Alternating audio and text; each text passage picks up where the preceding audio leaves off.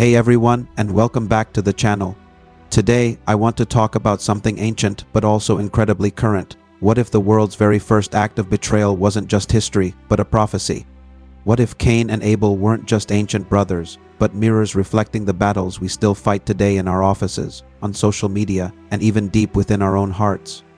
This isn't just a Bible story. It's a recurring pattern, a warning, and its echoes are still resonating through all of us. You see, it often starts small. Maybe it's a like here, a comparison there. One person gets noticed online while another feels completely ignored. Success starts to feel like acceptance, and silence, well, that can feel a lot like rejection. And suddenly, genuine affection turns into burning envy. Appreciation curdles into resentment. That's exactly how it all began with Cain and Abel. Two brothers, two offerings, one accepted, one rejected, but it wasn't really about the sacrifices themselves. It was about the heart, the intention behind them. Cain couldn't handle feeling unseen, and when envy festers for too long, it almost always looks for a target. So what happens when this ancient jealousy meets a digital world built on endless comparison? Today, betrayal rarely happens in open fields. More often, it happens in our feeds.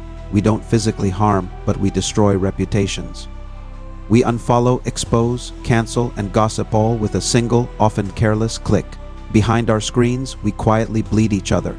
We measure our worth through likes and follows, our value through views and virality, and every time someone else rises, someone else feels unseen. It's the very same spirit that drove Cain, that gnawing pain of rejection, the desperate hunger for validation, the belief that someone else's success must mean our own failure.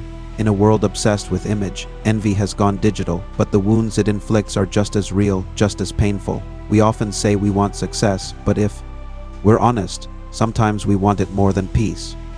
In corporate towers, in classrooms, in creative studios, and even among friends, modern Cains are still offering their best work, waiting to be seen, and then striking out when they're not. We stab with words, we betray with silence, we sacrifice precious relationships on the altar of recognition, and when we're called out, it's easy to just say, "It's not my fault." But the broken trusts, the lost friendships, every heart we've stepped over just to feel good enough, the consequences cry out. Cain couldn't run from his guilt, and neither can we. He wore a visible mark of what he'd done. Today, our marks live online, screenshots, headlines, memories that never truly die. We label it cancel culture, but honestly, it's often just the echo of Cain's curse, a world struggling to find forgiveness. We don't restore. We record, we don't heal.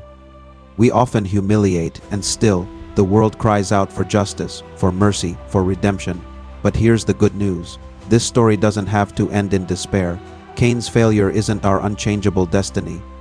Because where envy destroys, empathy has the power to rebuild.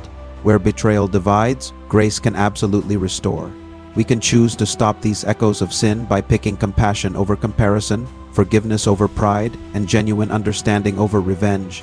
Every single time we refuse to let envy take root, we silence Cain's voice within us.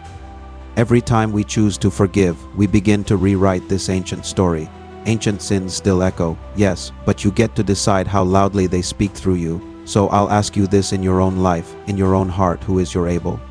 And are you truly protecting them, lifting them up, or are you unintentionally competing with them? Because the story of Cain and Abel isn't over. It's still being written every single day, one choice at a time. Thanks so much for watching and thinking through this with me. If this resonated, please feel free to hit that like button, but it is not under must. The message is just what is matter to me, and you can do another fellow a favor by sharing this clip and share your thoughts in the comments below. Shalom.